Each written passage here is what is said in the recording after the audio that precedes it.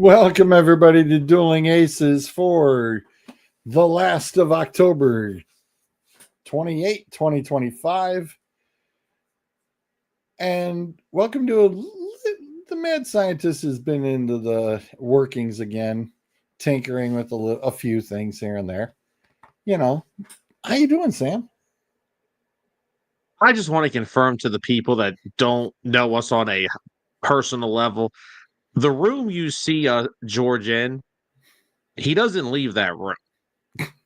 He's got a sleeping bag right off camera. He doesn't go anywhere else. That's just a backpack. I swear. See, he's got his backpack there. He's got everything there. I have confirmation of this.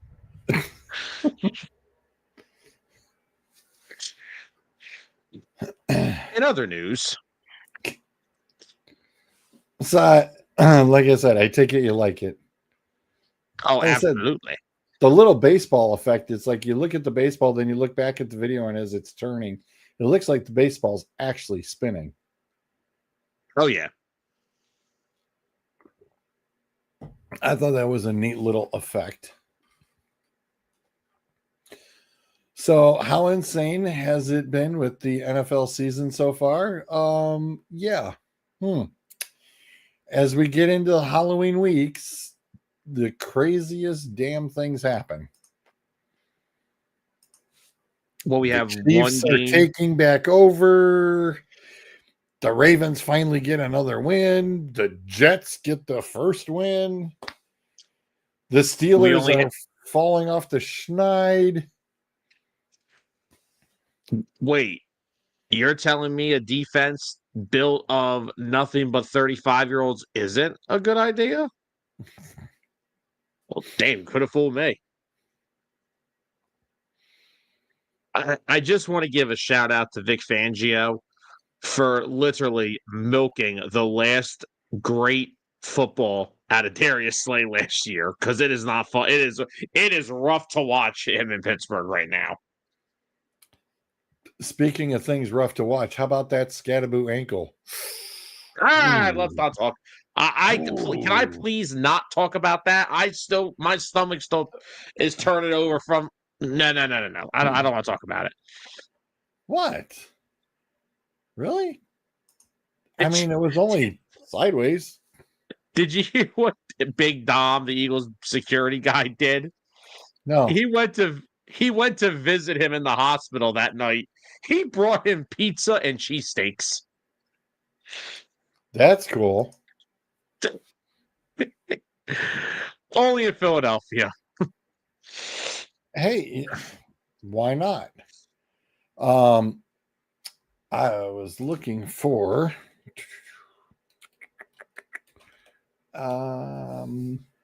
where is I was looking for Benchwarmer Brandon, his new little vid that he posted, and I was just like, oh yeah, this one's gonna be fun.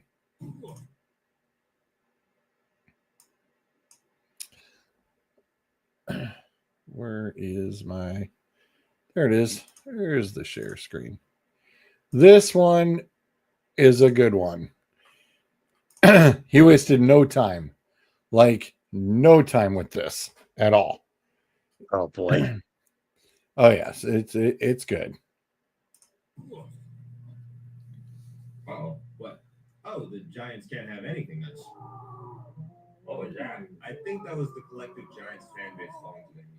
Probably the entire NFL fan base. What's going on? I'm not sure. I'm still waiting for the... Oh! What? Oh! I haven't looked at the report, but I'm going to guess it's your ankle. What about...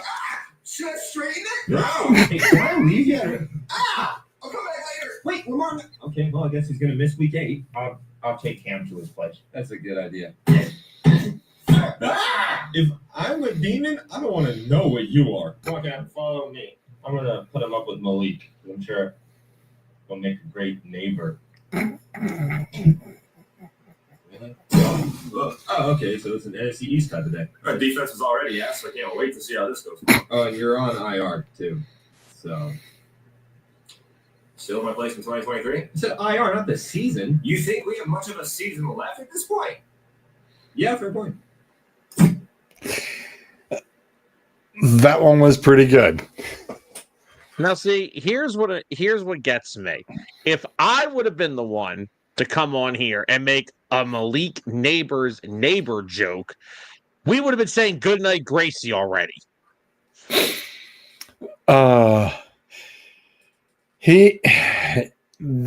one was just I love the double reaction for the ankle, and the dude doesn't even have his paperwork in his hand yet, because usually, you know, his skit, he's always, the injury demon has the paperwork in front of him, you know, and and it was just great. Then he went, oh, and it's like, oh, whoa. And I love the fact he goes, should I straighten it? And the editing was perfect for both to go, no, don't touch it. Oh my God. It was pretty good. But yeah, just a rough time to be a Giants fan. I mean, Malik Neighbors gets hurt, Scatabo gets hurt. It's just it's an unfortunate thing, because they actually are starting to show that maybe the quote unquote rebuild is kind of getting to a point where it's like, you know, you got some things going for you. Even when they're back healthy, I think they got when they're back healthy, you have your number one wide receiver, you got a running back. Actually, you got two decent running backs. Because Tyrone Tracy ain't no scrub either. Nope. And I still love Theo Johnson, tight end from Penn State. Jackson Dart and him have had a nice little bit of chemistry going since he became the starter. Jackson Dart, he's got like, you could have put you, me, Bruiser, and Zolt out there, wide receiver, on Sunday, and that's basically what he was playing with. It don't matter how many dudes is out hurt. The kid's a gamer. Kid's out there trying to make plays down 18 points. Oh, he was super upset when Cam went down. Oh my God, dude! Oh, he was so pissed. I know, like, it almost looked like he was mad at himself for making that throw. It's like, dude, it's football. It happens. Yeah, it's like, you know, and I know he's thinking in his head, he's like, man, I could have just let him a little bit more, and he wouldn't have, you know, gotten caught like that from behind. You know, he would have been reaching out more forward, you know. It's going to be kind of one of those things of it's going to happen, you know. Freak accidents happen. It's all you can say. Sorry. Yeah. You know, it's all you can say. Yeah, exactly. It's just a freak accident. Exactly. It sucks. But, you know, hey, it is what it is. Yeah. I mean, it's just, again, it's the sport of football. I'm trying to find the it's like the longest yard scene when the great Khali kicked Skwatowski and broke did his nose. Except unlike his nose, I don't think you can put Cam Scadaboo's ankle back in place right then, right there. Yeah, it's it's like, well, when I saw it, I was even just like, oh, so we have a Joe Theismann revisit, huh? Okay. For all you youngins, Google it.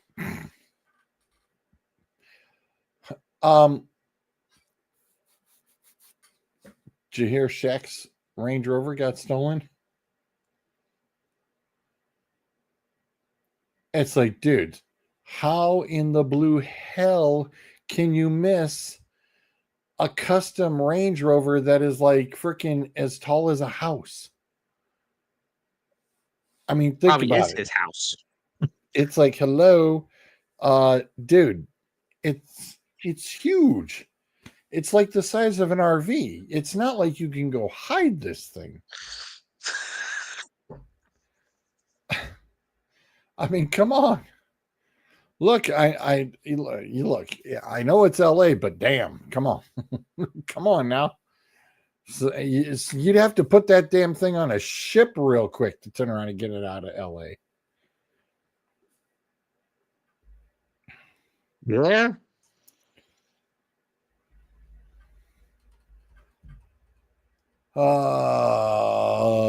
We'll tag up on the World Series for a quick moment. I did a really nice backdrop for talking about balls last week. It was awesome. Very cool pick. I again just impressed the hell out of myself and was like, wow, I'm working pretty good. Where is it? Bam! That's the backdrop we used. This ain't a World Series backdrop. This is Dueling Aces Goes Canada. Yeah, the fellas were impressed with this one. And I said, I wanted something where you had a good angle to look into the stadium like this. I said, this was cool. All I know is that I need to get my passport so I can go to a game there and go stay in the hotel that's in the damn stadium. Yeah, That's right. a bucket list item I have to do. Right? It would be the only time. You know what, actually? I even may talk Tyler into going. Even though he's not the biggest baseball guy, I may take him because it would actually be the first thing in his life he was on time for, because there's no way you could be late for that. Well, I mean, and it's a full-on experience too, you know? Like you said, it's a bucket list thing. I mean, shoot, I'd like to go just to go, period. I mean, it's a really cool ballpark. It really is. It's very nice. But it definitely impressed Justin because the first thing as he was about to talk about it, and I clicked the backdrop, and he's like, wow, he goes, great backdrop. I said, yep. I said, been doing my homework a little. That was a very cool backdrop. But the Dodgers turn around and back up 2-1. It's like, well, now they're in LA. It's like, okay, come on, Toronto. Make it a fun series. Let's do this. Let's go 6 or 7. Come on. Well, I mean, technically we are in game 5 because we played 2 games last night.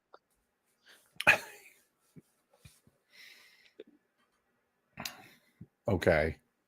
Once again, I'll say it now. I've said it my whole life. Well, his whole playing career. Freddie Freeman is one of the most underappreciated baseball players of our generation. Nobody gives Freddie the love that he deserves. And I'm so happy still that the Atlanta Braves decided to let him go. Because now I only got to deal with him like 6 times a year instead of 18. Yeah, I went over to a friend's house last night, and actually we were just hanging out and watching the football game. He was basically cleaning up from his barbecue pig roast that he did for somebody on Sunday. And, you know, we're just watching the football game and noticing that it was like, wow, baseball game was tied at 5 apiece. And I was like, oh, okay.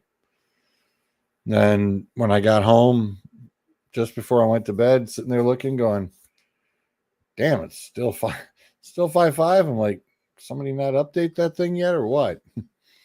Then I had to look this morning and went, oh, damn, we went late last night. I was like, good thing I'm not a diehard. Woo-hoo-hoo. Hey, Scott, what's going on, my friend? How you doing? So, yeah, so 18. Wait, did that say wait, was that a Facebook comment? I thought we weren't over there anymore. For tonight, I kicked it in just by S&G factoids.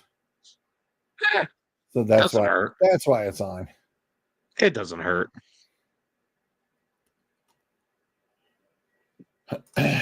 That's something that got brought up Saturday. They said, who are your top five? Who are your top five um, greatest baseball players? And I've got some personal ones for personal reasons, but it was like, you know, I did. I'm sorry, Uh, but I mean, when Shohei Otani does something Babe Ruth-ish in this modern era, yeah, hello, like yeah, where do you go? Where do you go after that? I mean, the guy literally in the NLCS had a game where he hit 3 home runs and struck out 10 in 6 shutout innings. And Yeah, again, like you said, I'm so happy you brought up the Babe Ruth thing, and then you said the modern era. The reason people are like, "Oh, well, what makes that better than Babe Ruth?" No offense to Babe Ruth, he wasn't facing when he was hitting. Those guys weren't throwing 100. nope. The guys that he was homering off of, they were going home that night, getting ready to work at the Carpenters Union the next day. And throwing about 35 to 40 miles an hour. Exactly. I'm not taking Yeah. away what Babe Ruth was. Babe Ruth's one of the greatest baseball Right. players we've ever seen. But baseball is the one sport we're talking about greatest of all time, excuse me, can change so much because of the eras and how much they changed. Like football, it's kind of like football, it's changed, but it's still football. There's still physicality, there's still all that stuff. Baseball is the one thing that has changed so much that it's hard to pinpoint that.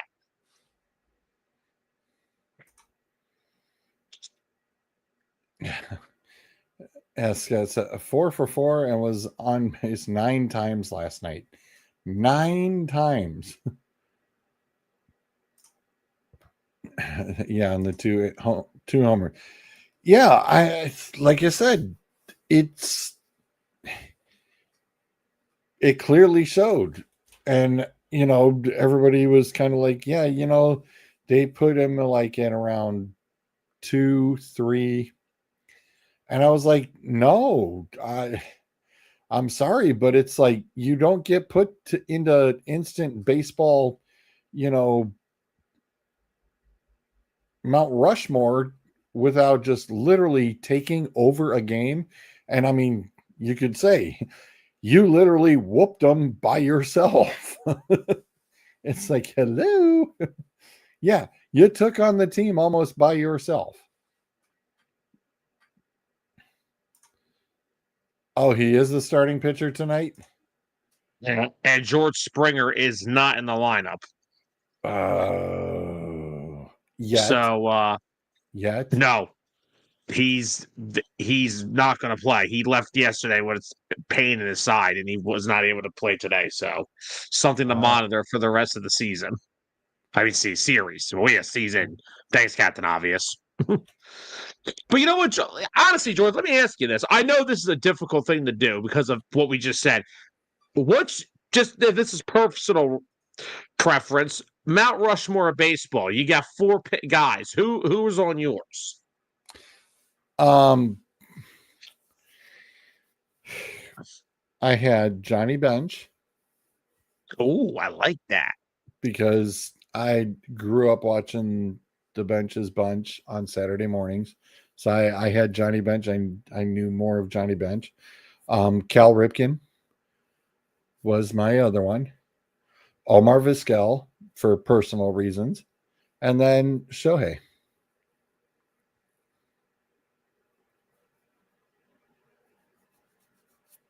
Those are my dudes.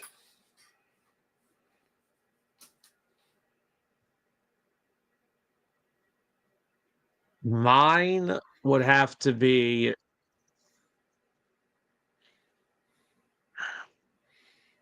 Shohei.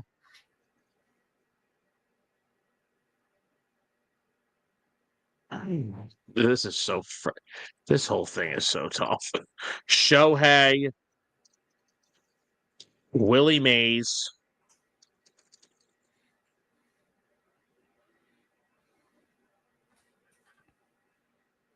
Barry Bonds. No, I don't give a shit about the PEDs. I don't. He was a freaking 5-tool player before that. So Mays, Bonds, Otani. I kind of want. I'm trying to think of. I got my last one's a pitcher. I just don't know what are the three I want to put. Nah, give me Nolan Ryan. I'll put Nolan on mine. Yeah, so Nolan was on somebody else's too. I had two other guys that I like, guys that I preference. One of them was Roger Clemens, and then the other one was Pedro. Okay. In my modern, like that's like when I was starting to get a little older. Like he was past his Red Sox days when I really started getting into baseball. But man, you don't get much better than Red Sox Pedro Martinez. Scott likes Miggy, Verlander, Aaron, and Otani. Hank Aaron was right there with Hank Aaron was right there for me as well. It's just I love Willie Mays. I don't know why, but Willie Mays is always like someone I like to read up on, someone I like to hear about. I always like Willie. Ooh, somebody just sent this bad boy to me. Look at that close up. Oh, yeah, baby. That sucker is popped through the sock. Oh, man. That's the best close up yet. Oh, yes, sir.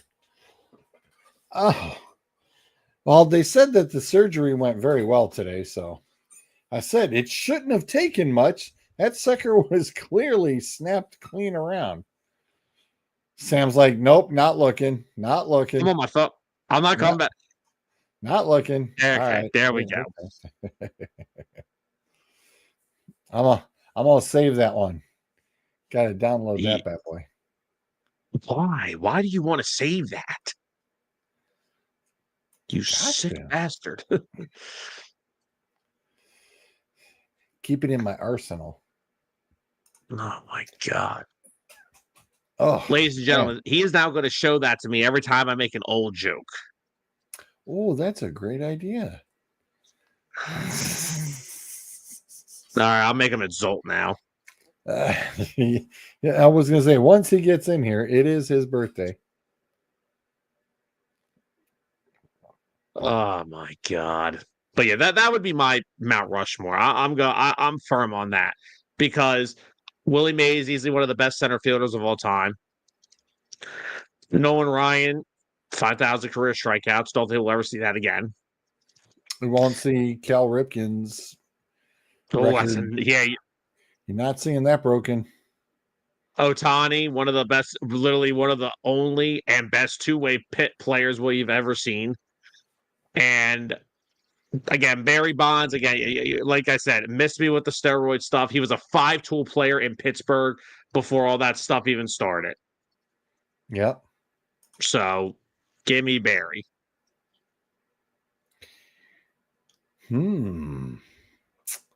We have interesting news. I did not see this earlier. We got more news. The Saints are starting the rookie. Well, I mean, Saints are starting the rook. Well, I mean, there's not much of a difference between him and Spencer Rattler at this point. It's just sad. And remember, it is Halloween weekend. And I know that the fellas are going to be like, all right. And by the way, I took the Jets and not the Bengals, if I recall correctly. I figured the Jets would definitely get their win. This week we got Baltimore against Miami. 2-5 teams. You heard about the whole thing of all the games, the video games and everything and the consoles got taken out and the ping pong table and everything got removed out of the Ravens locker room. Really? That was at the request of Lamar Jackson because he felt everybody was just phoning it in, goofing off. taking too much time. It's kind of like, the whole, hey, you want pop, you pay for your own damn pop in the pop machine. It's not free anymore. You guys need to Moneyball. start earning. Yeah. Well, So does the dollar. he Damn had it. he had all the video games. He had all the ping. It was a ping pong table and a foosball table. He had all of it removed out of the locker room. And everybody's like, what the heck? It's like, yeah. It's like, whoopsie. Well, I mean, they clearly are not focused on football. Nope, they're not. It's not their. It's not their fault for like 3 weeks. Their entire injury report looked like a damn all-pro team. So, that's not their fault. Nope. But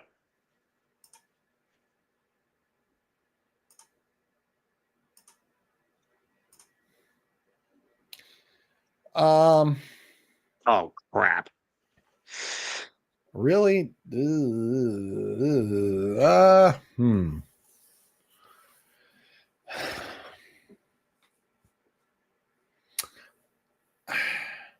See, I wouldn't even put Gretzky. I'm putting Richard in there. I'm not putting Gretzky. I got to put the Rocket. I got to put the Rocket in there.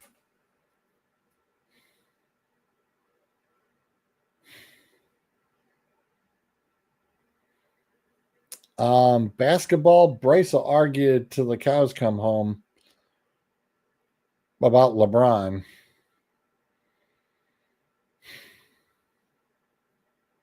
But I told him, I'm like, listen, crybaby Jordan got his way and he got his rings. I'm sorry, who did you just call crybaby? Jordan. Michael Jordan? Oh my God. Oh yeah. Big crybaby. All the time. Every time he went to the hold, he wanted a foul called all the time. And he'd cry and cry to the refs all day long. The referees, it was a running joke that they just called him Crybaby Jordan. Scott says Bryce will lose that argument. Yeah.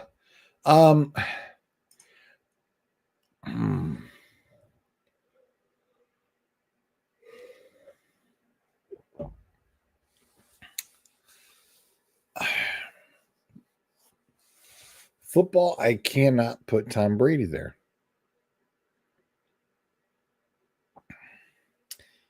For football, yeah, I know that's all LeBron does too. Where do you think LeBron learned it from? For football, I'm sorry, but I got to go with Jim Brown on football. I can't put Tom Brady there.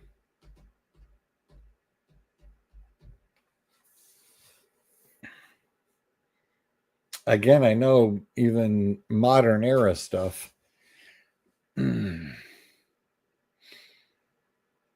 But you guys know I'd throw Montana up against Brady in a heartbeat because modern era, Joe didn't lose a Super Bowl.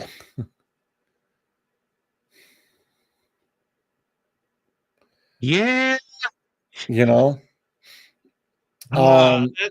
That's such a tough conversation. Yeah, yes, no, he never lost. But he also didn't win 7. It's like it's such a hard. And you got to remember that football's become a form of wuss of itself when Brady's been playing. You turn around and you have Tom Brady actually have to get hit, and Tom Brady is the injured Tom Brady a little bit more often than what he was. If Tom Brady had to play back in the 80s into the 90s, he'd be a rag doll. Like the one I can never stand is like, oh well, yeah, Jordan's 6-0 in the finals, but LeBron's been to 11. Yeah, and he's lost like 7 of them. That's not Mount Rushmore status. Now, if LeBron lost some finals, that's fine. And the guys lose. Kobe lost. Shaq lost. Right. Yep. These guys lose. Teams lose. All right. Yes, Jordan went 6 for 6. Jordan also retired twice. So, but you can't win 4 and lose 6 or 7. Now, if you win 6, at least, like, if you win 6 and, he's 6 and 6 in the finals. All right, but he's tied Jordan for 6 rings. And that's why I've always said, if we're strictly in basketball is probably the most toxic conversation to have about this. Football, there will be disagreements. Ooh. I like Clint's got a very nice, interesting list there. All right. Scott, I don't know why you wouldn't. I don't think it matters that he didn't play long enough. Barry Sanders was a guy who literally broke the mold for guys like Tomlinson and guys like Barkley. It's all off of Barry's athleticism. So you can throw Barry up there all you want. Clint, that's a very interesting list, my man. He's slapping Kareem on up there. It's like, ooh. I like the Kareem. That's interesting. Jerry, yeah.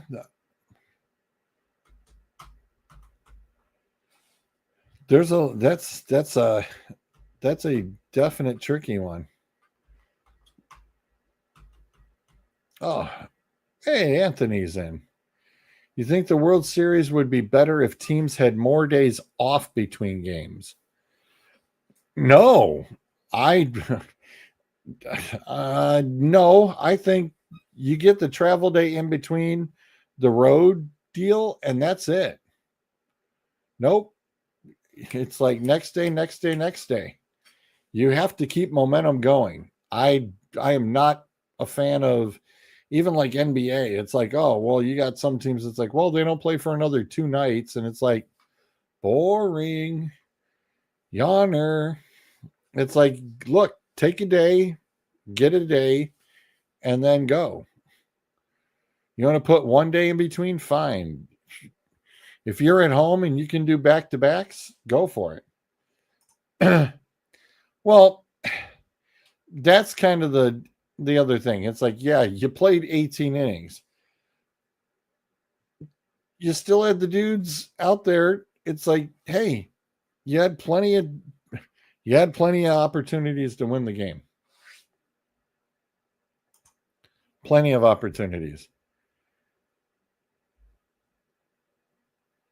Yep. Clint, I do not disagree. And he's still known for one of the most unstoppable moves ever. Again, like I said, the NBA is the most toxic thing ever. Especially when there's still gambling scandals going on. Oh, we're not doing that. Oh, yes, we is. Oh, I am so blown away that Chauncey Billups got wrapped up in this. Oh, this is ugly. Talk about a kick right to the Detroit Piston nards. Not pretty, people. Not pretty at all. And let alone Portland as your head coach. Your head coach. I don't know if you saw the video this morning of the guys interviewing one of the gentlemen who showed that his phone looked like his cell phone. And he shuffled the deck just above his phone, and the phone would tell him who was going to get the winning hand of Texas Hold'em cards. And it chimed and it pinged, and it says if he had an earpiece in like he was listening to music, it would just indicate to him and it would tell him which hand was going to win. so he could sit there and fold if he wasn't the winning hand. And I was like, dude, that's sick. That was totally sick. Yeah, Scott, it is. Yeah, that was the other thing, an X-ray table.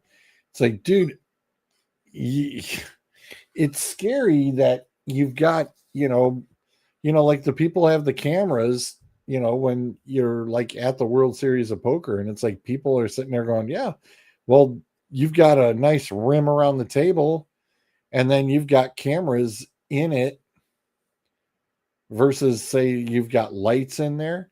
Well, then all of a sudden you've got a lit table that's on that interior. Well, they stuck little cameras in there in between the lights. So then they can turn around and see and talk to the people and tell them, hey, guess what they got?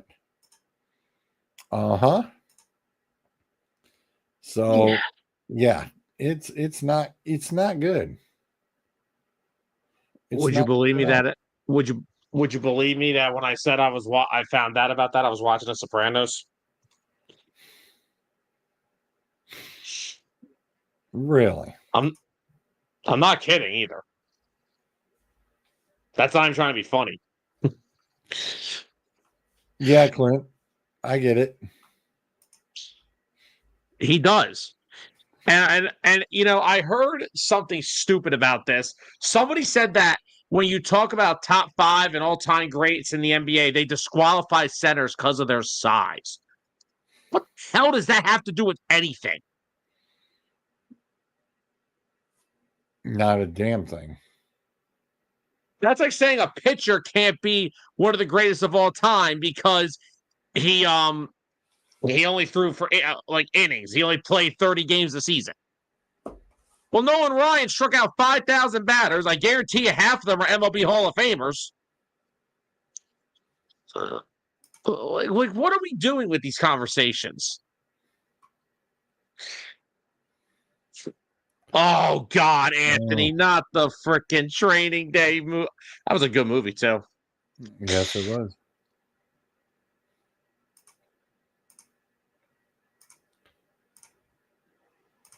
Well, let's take a quick peek at this week's circus. So, the bye weeks go to the Cleveland, New York, Philly, and Tampa.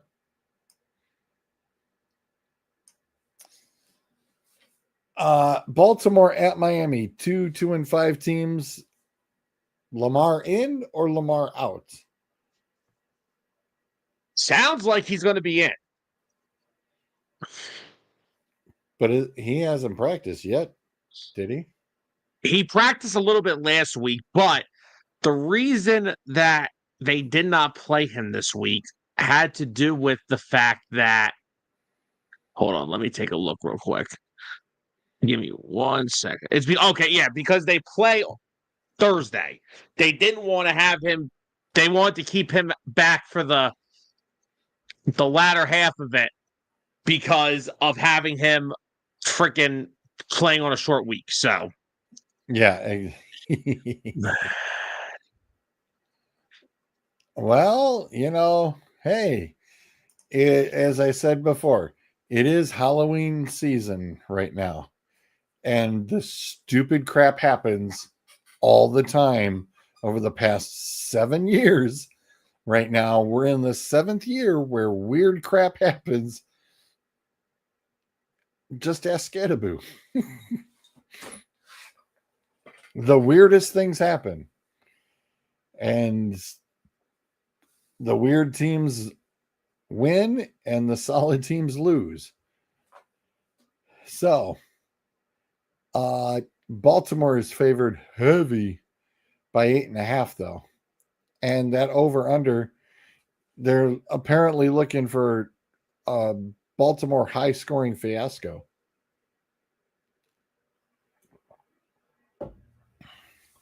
But if Lamar's back, yeah, I'll go for a Baltimore win on that. Even though I am spooked by the Halloween ordeal, and it is in Miami. So that is one of those weird things. What do you think? I don't know. This whole situation, I don't know. If Lamar's in, I say Baltimore wins. If Lamar's out, nope. I don't think Yeah. so. Yeah. Chicago at Cincinnati. Dude, Oh my God. I mean, honestly, you know what? I'm going to come out and say it. If there is any quarterback that could actually make the Bengals defense look good, it's probably Caleb Williams. Brandon turned around and had another video. He had a video thing of he had the Jets. It was the Jets, and he's just staring at Cincinnati, and he just starts laughing a little. And it's like, what is going on? And the Jets dude is just like, we got our first win. And then Annie, of course, Annie jumps into it, and she has the Jets person going, yeah, and she's just like, okay, you won a game, act like you've been here before, and they're like, it's the only one we've won. It's like, yeah, we get it, It's not been. but I'm taking Chicago. I can't. I'm scared. It's like I've got Brown in one league with Chase, and they're on the same. It's like I'm stuck on that drafted the same damn team, and I'm just like, man, I should have just left it alone. I really should have, but I didn't. It's like I drafted Mike Evans and Jamar Chase this year. First time I had either guy. My season is sucking. Chase hasn't been terrible since Flacco's been there. What? That's a good question. Yeah, I was saying there's some crazy weather coming in. Yeah, I was going to say, storms. isn't that? Oh, that should be even scarier. Oh God! Is that if that hurricane's kicking through, that hurricane weather's kicking through, that's not going to go well.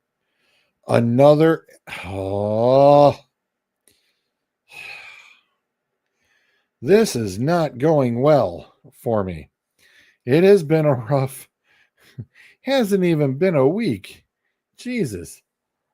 We have another damn barometric pressure drop happening in the next 24 hours. Those may trigger migraines tomorrow. Thanks a lot. Appreciate it. George will be preparing to look like a garden gnome like he did in the picture he sent me last week, so be prepared. I cannot take this. I just can't.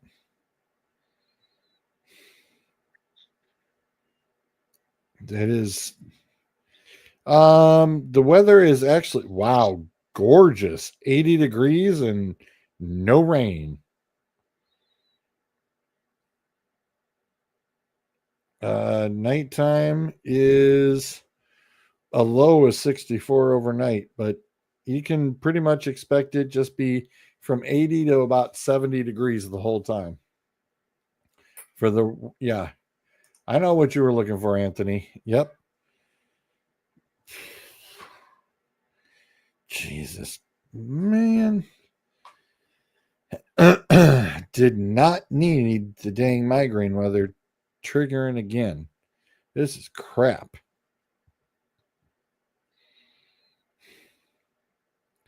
This is total crap. Unbelievable. Gotta love the weather.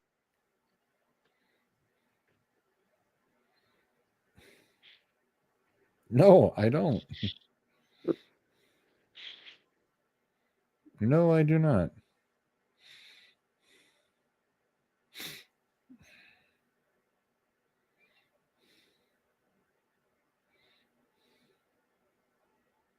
This is stupid.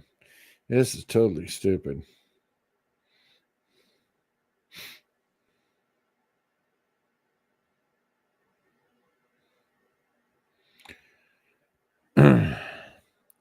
This is totally stupid.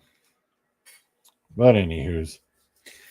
Next up, Minnesota at Detroit. Hey, all right. Lions coming off the bye week. Woo, freebie. Vikings are getting every quarterback they have killed. Right. Good night, Scott. How about that wonderful garbage rumor? Yeah, well, it's a night game, so it's not going to be there too long. Being on the East Coast, that sun ain't going to be there that long. Not at that time. It's already going to be dark. Pretty much. It's under the lights. Yeah, it gets dark by 6:30. That's an 8:15 game. It's going to be in the dark already. How about that wild damn rumor I saw earlier? Kirk Cousins back to Minnesota. Your boy Dustin dropped that dime on your show, and I was like, okay, whatever. I'm like, yeah, whatever. I'm like, what kind of goofy connections he got again? It could be a possibility. I have a possibility of winning the Mega Millions too, but it ain't never going to freaking happen. I mean, Minnesota's kind of running out of options here. I mean, JJ's still banged up. They've lost Wentz for the year. They're kind of like, I think they understand JJ's garbage, and they got to know. I think they're real. Yeah, I'm just gonna say. I think right now, if you're Minnesota, you're sitting down. Anthony Wentz wasn't that bad for them. Maybe you're used to him being on the freaking Washington football team, but he was not. He was not terrible in Minnesota. That was too soon. Well played, Anthony. Well played. What? Flyers beat the Penguins in overtime. Ooh, good thing Bruiser ain't here. Yeah, well, just like his Longhorns, they can kiss it for the night. He knows. Yeah, no, Minnesota's got options. Minnesota needs to definitely hit the trading block quickly. Tick tock. Running out of time. Carolina at Green Bay. The spread, usually I love the big spreads, but holy cow, Batman, 12.5? Yikes. I don't know. Is the Red Rocket? Oh, the Red Rocket must still be playing for the Panthers. I think Bryce Young is still out. That's probably why. Never mind. That's a Green Bay win. The Chargers definitely look for real, so I'll take them over Tennessee. Yeah. Atlanta at New England, not a chance, Atlanta. New England's got that one, and I'm shocked it's only at 6.5. San Fran at New York. I got nothing. I have no idea which San Fran team's showing up. Last I heard, Purdy is supposed to be back and playing this week. So Pearsall is still questionable, but the Mr. Ayuk is probably going to practice. So if Ayuk is going to be back, life could be good again for San Francisco. And I need to keep the injury demon away from San Francisco from this point forward. So yeah, I think Jackson Dart's kind of almost out of weapons. So yeah, in the snoozer, I'll take San Fran. Indy against Pittsburgh. What is in the water with Indy? Because there's something in the water. Daniel Jones, nobody's even saying anything about him. But Sam, I'm going to put it to you. Daniel Jones and the MVP conversation. Yeah. By the way, nope, game's still going, by the way. A phantom offsides was called, so no goal. Oh, bullshit. It's Sidney Crosby. What the fuck you expect? Guy gets more Right. fucking calls than fucking LeBron James does. But not just Daniel Jones. We may have to start talking about Jonathan Taylor being in the MVP talk. Yeah, I mean, but you got to bring Daniel. You can't believe we got to say Daniel Jones in MVP in the same sentence. Here you had a guy with the Giants who was sucking wind, got bounced, ends up in Indy because Minnesota didn't want him anymore. Whoopsie. And now, are you sure this time? What? Is the game over? No, they're going to a shootout after they're done beating the crap out of each other right now. Oh. But yeah, how weird is that? You got to sit there and actually talk about Danny Dimes in the MVP conversation. Over Mahomes, over Lamar, over Josh. Yeah, you do. I mean, just think of this. This is how Anthony Richardson was so bad. He couldn't be at least just a little competent in that offense. Now look, I understand they didn't have Tyler Warren last year, but they still had Jonathan Taylor, and they had 3 wide receivers that had put up 800 yards apiece. They still have the same wide receivers. Yes, and their offensive line is still just as good. This is what you get when you get a quarterback that is at least competent and knows how to run an offense. And for Daniel Jones, the 1 year he had a decent playing offensive line and a good run game, he took the Giants to the playoffs. Well, the Colts got both those things. And not to mention, Shane Steichen is a completely different kind of upgrade from Brian Daboll. And I think Daboll's a decent coach. I think New York's kind of screwed him over. Oh, I like this. This is that. I could go with that, Anthony. I can see that. Yeah, most likely. I could see that. If the Chiefs went out from losing the first half, Patrick might. Oh, bite me. Don't count those chickens. So yeah, Indy over Pittsburgh easily. Denver at Houston. Sam, I got no clue. I don't. Yeah. Like I said, it's Halloween season, and the Denver Broncos are Jekyll and Hyde, and so is Houston. I'm just sitting there going, I don't know. I mean, the spread is literally 1.5, which makes you go, it's a clear pick 'em almost. Well, the way you got to look at it is Broncos defense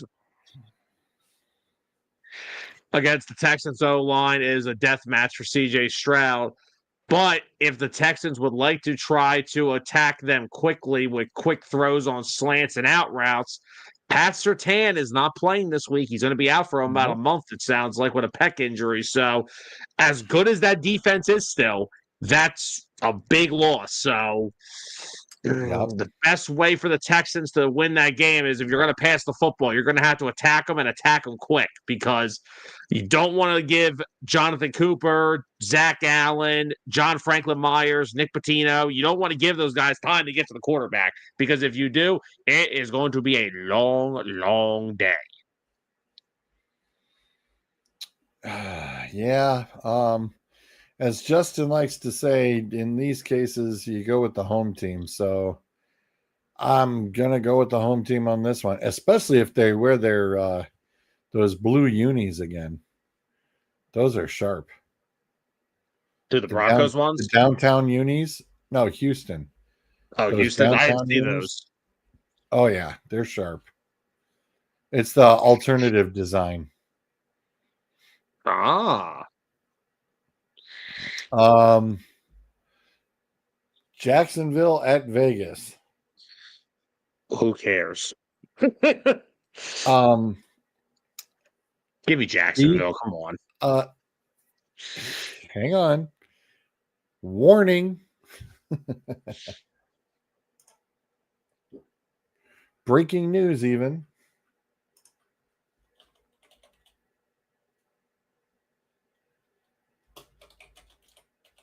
There's breaking news. Yes, sir. Oh, Mr. yeah. Tyler Lockett is a Raider, ladies and gents. So, Mr. Tyler reunites with Mr. Pete and Mr. Gino and a few other bodies. And I'm like, that's very interesting. And I just, I do the old Arsenio things that make you go, You say. yeah, very interesting. When you get a quarterback, one of his more reliable individuals back to him, you kind of go, you know what? It's like a comfort blanket. And he's got his guy. And I was like, well, okay. This is very intriguing. Give me the Raiders. I'm taking the Raiders on this one. By the way, World Series update. Third inning, Blue Jays lead the Dodgers 2-1. Vladdy took Shohei deep. Oh. Anthony. Gino's still bad. Dude, I'm sorry, but that Raiders offensive line is horrible. Yeah, go ask Ashton Genty how bad they are. Ashton Genty's got to be just going bananas. But I slipped him back into the lineup because I think that, this is a good opportunity to get a good win against these guys. You're at home, rolling, even though Jacksonville's 3.5 fave going in. Nah. Ooh, and speaking of which, something interesting of Jacksonville, a former Jacksonville running back, I saw it was 2nd and 31, and my man Tank is blowing through people. I was like, yeah, boy, show Jacksonville they effed up. Show them. That's right. That's right. That's right. That's right. My boy just went whoop whoop whoop like he was playing the Madden. I was like, hell yeah. If I was the Giants, I would have fired my DC on the sideline. I was thinking, get out of here. You can't let them convert. Look, if you let them convert a 2nd and 31 through the air, okay, shit happens. I've seen it's happened to the Eagles before. But the fact that you let a guy rush for 33 yards, dude, come on now, man. Tank is no joke. And when Jacksonville just went, air, I'm like, no, what were you thinking? You idiots. You idiots. Yeah, and like Sam, we got to the point where I was so happy to see Tank that excited. And I was like, hell yeah. We were at the point when we were doing 609 when that trade broke. And I was like, everyone's like, oh, he's a great kick returner. He'll help there. And I'm like, are y'all forgetting the running back that this guy is? Hello, yeah. The guy ran for almost 800 yards last year in Jacksonville when they had no competent freaking play calling at all. ETN was banged up most of the year. I was like, dude, this is a solid trade because now when you give, God, what he had 100 yards on 9 carries? Mm-hmm. And I mean, I know we have the bye week coming up. He's going to be healthy, but Saquon, they pulled the groin a little bit on last Sunday. This is the perfect type of guy you have now. You can spend Saquon. You can give him more rest. Yep. Abso-freaking-lutely. Because when do you need Saquon? Late in December, early in January. Yeah, exactly. That's why you got a guy like this. And right now, if Tank can hold his own like that, you guys got the old thunder and lightning combination going. Just like Mack and Biner back in the day. Well, back in my day. You got a nice running back duo. And Jacksonville had it. Jacksonville had it, and Jacksonville gave it away. And they came into the season, A.J. Dillon was once actually a really solid backup runner in Green Bay. Not the same player since having neck surgery. Will Shipley, he's a nice little player. He's a kickoff guy. He's a scat back. He was a rotational pass catcher. But to have a guy like Bigsby come in and do what he can do like that, if he does that remotely half the time, Flyers win the shootout. Let's go. All right. Anyway, would have been really bad if I talk shit and then they lose. But anyway, it's okay. But no, it's nice to have that. And like you said, I mean, look at the teams around the NFL. Look at the Lions, Gibbs and Montgomery. One of them's always fresh. Yep. But you know who looks who's getting a little dinged up, who doesn't look as effective early? Now, yes, I know Saquon hasn't been great, but you know who's also looking like that? Josh Jacobs. They don't got somebody behind him to spell him and give him a breather. Nope. So, like I said, what do you mean? Mack and Biner were definitely back in my day. What are you talking about, Clint?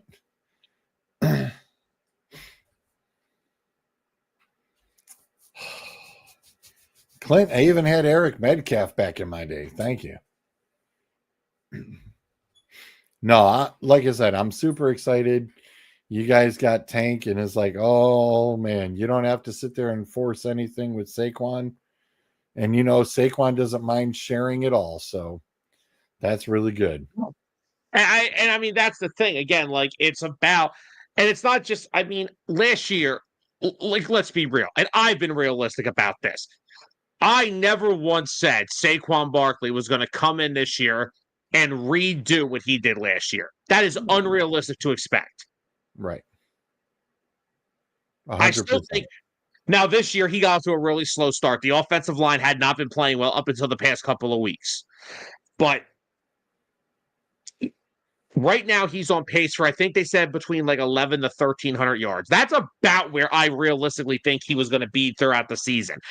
That's the problem with this. Everyone's going to be like, oh, well, he's declining. No, he's not declining. It's just nobody rushes for 4,000 yards in 2 years. Right. It's damn near impossible. So, but no, like you said, Saquon is most important late December, early January when he's going to be needed. So having now that, and honestly, this Tank Bigsby thing happens at the perfect time because now you have the bye week to set up your game plans and how you're going to use your running backs for the second half of the year. Now you could start to put more plays in for Tank so you can give Saquon Barkley more rest. Anthony woke up and chose violence for you today. What should we put on the tush push? It was a fumble. We said it last night. It was a straight fumble, and that right there, that's the play that gets a ban. That's the play because now it's like, oh, so we stopped. They got a turnover, and now we still can't give credit for it. It was a fumble. Jalen's forward progress was still going. He chose to reach the ball out. Thibodeau ripped that ball out of his arm. It's a fumble, 100%. Okay. There's a reason we say about 609 that we are unbiased. We're not biased people. We say what we call what it is. Right. And it was a fumble. It was 100% a fumble.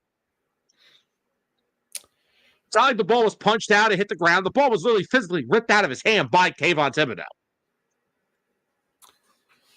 Next game up, New Orleans at the Rams. Now, just as we noted just a little bit earlier, the Saints are going with the Rook.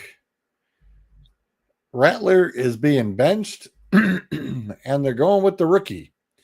So the Rams will have no clue what to watch film for. So that nice 13.5-point spread, I don't know. Kind of scares me. I don't like when I really don't like when, somebody goes, hey, we're throwing the rookie in now. And either the rookies come out and they're getting their butts waxed, or the rookie comes out and just lights it on fire. And next thing you know, they get a win. Like I said, we're in Halloween season mode, and this is a game that truly scares me. It really does. And especially since we know that the Rams, for their home games, the visitors are usually their home games. So I don't really know what to think about this one at the moment. It truly spooks me. Man, I'm going with the freaking Rams. Don't overthink this. The Saints stink. Okay. At the moment, I would stay on the track, though. And the Rams, I think, will still get the win, but I don't think by that 13.5, though. I definitely take the points. I'll take the Rams, but I'm gonna turn around and I'll take the 13.5 for New Orleans. I'm gonna skip that next one because that next one should be the Sunday night game, not a Sunday afternoon. It's like, come on, man. Y'all gave us a snoozer for Sunday night. Seattle at Washington. If Jaden Daniels is not playing, then guess what? You give me Seattle all day, and I'll take Seattle in the points. It's just a no-brainer. It's a no-brainer. McLaurin, he made that awesome catch last night, was in bounds, and then was out for the rest of the game. They were getting waxed anyway by the Chiefs, but it's just like, okay. So with Washington, Mariota's not doing too bad. He's doing all right. He is what he is. You know who didn't win this week? The Browns. Yeah, I know who didn't win this week. So, yeah, why the KC Buffalo game has not been flexed since the NFL said they can flex to the Sunday night game. So why wasn't this flexed? Because they're stupid. Both are literally East Coast games. You easily could have flexed this. I'm just confused as to why they did not flex that game. Really confused by that. Your guess is as good as mine.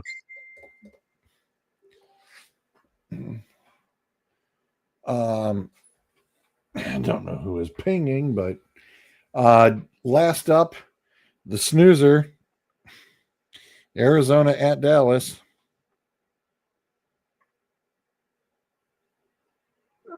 Who's Dallas got this week? Oh yeah. Isn't there a video game that somebody's practicing for that comes out in a week or two? Right? Oh boy. Isn't he still practicing his video game? I'm sorry. I'm taking Dallas all day, and that's an insult at 2.5. I don't know what they're thinking. That's an insult. Is Dallas home? Yes. Oh, why, dude? Why is that low? Have you seen Dallas's offense at home this year? They're freaking ridiculous.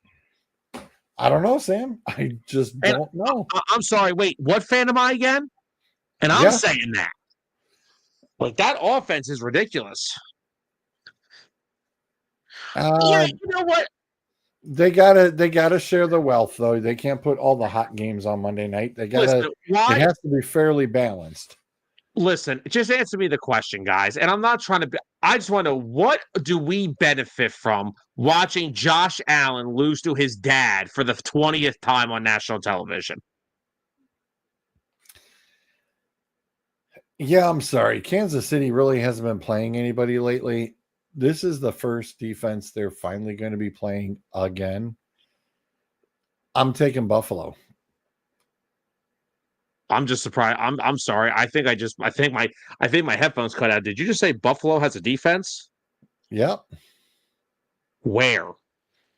When it comes to Mahomes, this time I'm thinking it's good. Hey, Buffalo showed you against the Ravens. Hey, they held them for the whole second half and was like, ta-da. Yeah. Yeah. They made one play after Derrick Henry ran for like 300 yards on them. Like I said, well, unfortunately, Pacheco's out, so Pacheco's been all Pacheco. they got now is Kareem Hunt. Kareem Hunt. That's it. The fact that Patrick Mahomes has been the leading rusher in almost every game they've played, that's a problem. Clint's got it. Josh wins in the regular season, not in the playoff. We know that much. Yep. So that's what I said. And it's in Buffalo. It's like, yep, give me Buffalo. And like I said, your bye weeks are the losers. I mean, Cleveland, New York, Philly, and Tampa. And we need a bye week. Get healthy. For sure. Get Saquon healthy. Get AJ healthy. Pacheco, he was playing last night. I know, I saw him, and then he got tagged again, and it was like, whoops, sorry. Now he's back out. So I was waiting for Brandon to turn around and do the Pacheco on the injury demon thing on his, and he wasn't there. I was like, oh darn it. I was looking forward to that one.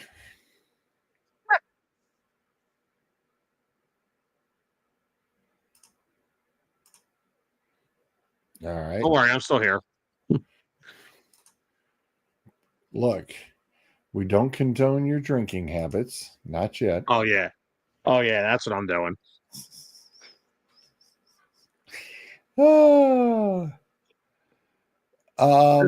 Police are still looking for Shaq's Range Rover, by the way. They ain't found it. No, they're not. They found that they're driving it. I don't think they can reach the gas pedal. Jesus, I need a 7 foot. I need an 8 vertical just to get to the damn pedal.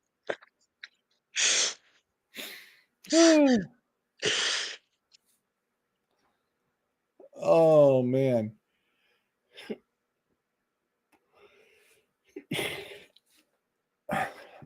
I know it's early in this basketball season.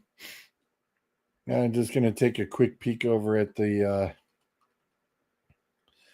wonderful ranking to see where everybody's at right now.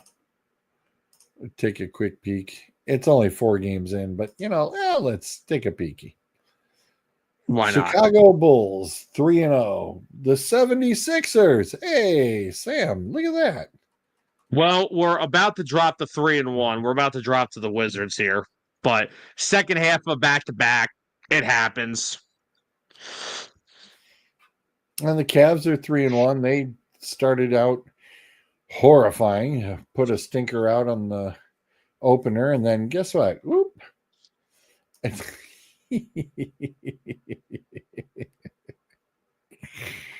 Clint, we don't know what you're talking about. Clint, when you get to that age, you forget a lot of things. So, do you need the Scatterboo pick again? Really?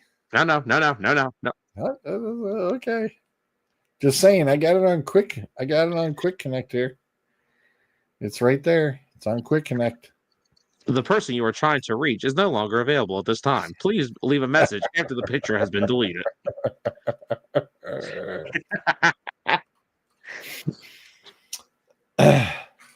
Yeah, there isn't a whole lot, to go off of it with it being this early in the season. Yeah, give me let's get like a 20 game sample size in, then we'll start talking about it more.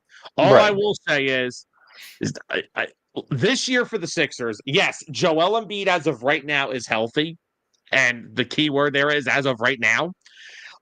He is playing okay. They're still trying to work him back into shape, but this backcourt of Tyrese Maxey and VJ Edgecombe, man, it's something different. Maxey's averaging like 38 of 35 points a game. Edgecombe is ridiculous. Like I said, tonight they're on the second half of a back-to-back. They had they played at home last night. Last night they played without Embiid because he is still not going to play both ends on back-to-backs, but played a good Orlando Magic team last night and had to score 140 points to beat them. Then you got to travel to go to Washington and play. The legs look a little tired tonight, so they're still playing tough. They're down 8 with little under 2 minutes to go, but the Wizards are playing tough, some pretty good basketball tonight. But this year with the Sixers, to me, it's really just a transition. It's like, what do we have? What is the direction? I know they still have Embiid and Paul George and all that. I understand that. But after what happened last year, we need to know what's going on with this basketball team. So now, am I saying they're a playoff team? No. I know they have a lot of talent. I know they still have Embiid, Paul George, and Maxey, but they're young. Like, this team is right now, they're really young. I mean, Edgecombe's only 20. And, okay, forget everything I've said because now they're only down by 3 with a minute to go. Somehow they've come back and made it a game. They heard you talking and went, oh, okay, here, hold their beer. Watch this. Clint, honestly, the jumper's not bad. The jumper Edgecombe tonight, right now, VJ Edgecombe tonight has 14 points, 5 rebounds, 4 assists. He's 4 for 11 shooting, 4 for 7 from 3. That's his worst game of the year. So far this year, he's shooting 50% from the full floor, 40% from 3. He's averaging 25 points per game through 3 games. With 6 assists per game, and it's almost 6 rebounds. The other night, I don't know if this was the home opener on Saturday or if it was the game yesterday. Tyrese Maxey and VJ Edgecombe combined for 17 assists. 17 assists from your starting backcourt. I cannot tell you the last time the Sixers had 2 guards put up 17 combined assists in a game. I probably wasn't even born yet. But it's really just, to me, I feel like this is a year where the tide is turning. I think this team is starting to get up to speed with the usual NBA where, dominant big men don't really mix well unless you're like, look, there's a few. Yes. There's Victor Wembanyama, who, by the way, is a freaking video game. 3.5, yes. And Freak. That's Bryce, man. Jokic is just so damn gifted offensively that he's always going to be good. But Embiid, man, I love him. But I really could see a scenario where there's possibly they may be looking to more build this team around Tyrese Maxey and VJ Edgecombe and get dominant. To win in this league, you need 2 things: good play from your guards and a lot of good wings who defend and shoot. Now, the problem is they don't got a lot of wings that can defend and shoot consistently. But right now, it's just, and they still have Jarrett McCain, the kid they had last year out of Duke, who hasn't played yet this year because he's recovering from a thumb injury. But he should be back in hopefully a few weeks. But this team, they're showing me some things. I don't care if they're not a finals contender, but if they keep playing like this, they can easily be a playoff team. So, 3-game sample size, but I've loved what I've seen. Okay. Life is good right now. Yeah. Victor is just something else. I mean, that is just, it's super scary. What the hell was the stats the other night? Like 41, 15, and 9 blocks? Like what? Yeah, I was like, huh? So I'm sorry, excuse me, what?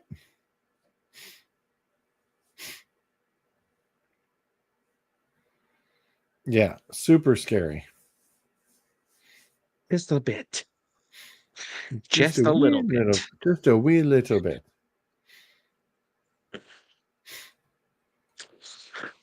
So, Sixers down by 3 with 40 seconds left. Do they come back to at least tie the game? Quentin Grimes for the tie.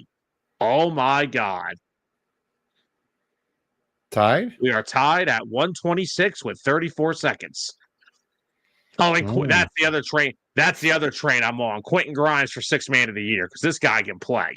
Last year, I was skeptical on him last year because, he had a really good run. He had a really good run at the end of the year because, again, by the end of the season, Maxey was out with it for the year. George was out for the year. Embiid was out for the year. The Sixers had nobody that could put the ball in the basket. So they got Quentin Grimes in the trade for Caleb Martin. He averaged 20 points a game for the Sixers. Now he's kind of like their 6th man. He's averaging like 15 off the bench so far. It's scary. Oh, is that clean? We're getting a replay here of a goaltend that they're saying hit the glass first. I don't know. I don't think it did. Oh, that's a tough one. Either way, the Sixers are either going to have the ball with 20 seconds left, down by 2, or tied. Either way.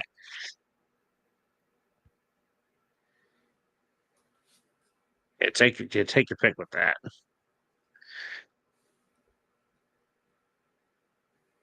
But yeah, so definitely their roster, not a finished product, but I like what I've seen. They're very guard heavy, so defensively they're not very good because as good as Grimes, Maxey, and Edgecombe have been, they are definitely smaller. Like Edgecomb's the tallest one at 6'4". So definitely a smaller group, but again, they put the ball in the basket. I don't care. There are no longer games, George, where you win 90 to 85. Those days are long over. Right. Now 90 to 85 is the halftime score.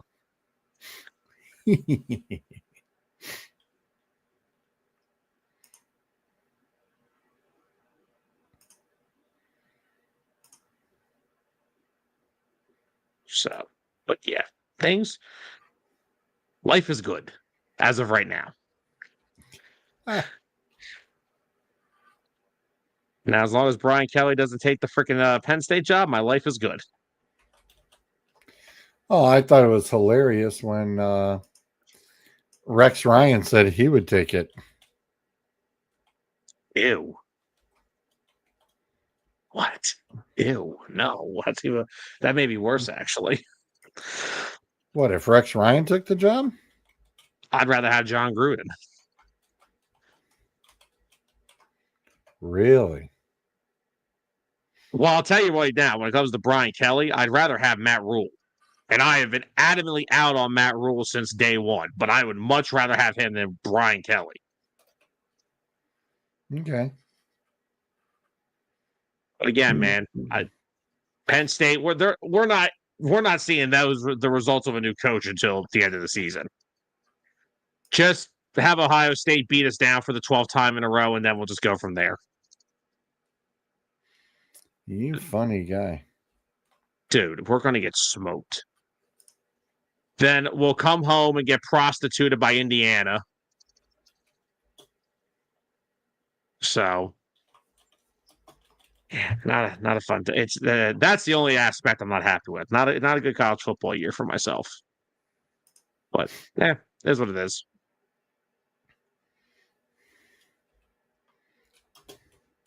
I was going to say, who do you want in that spot?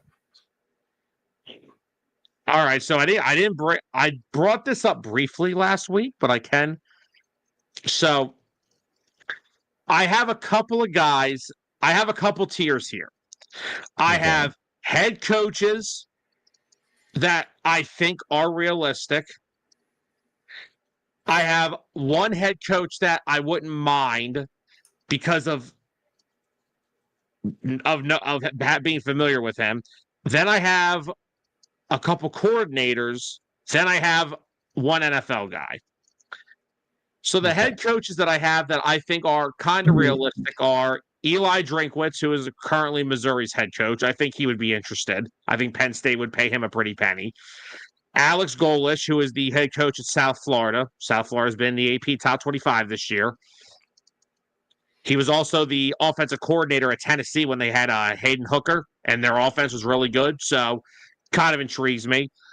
And another guy is Matt Campbell, who is the current head coach at Iowa State. I think those are guys they could pay a pretty penny to come here.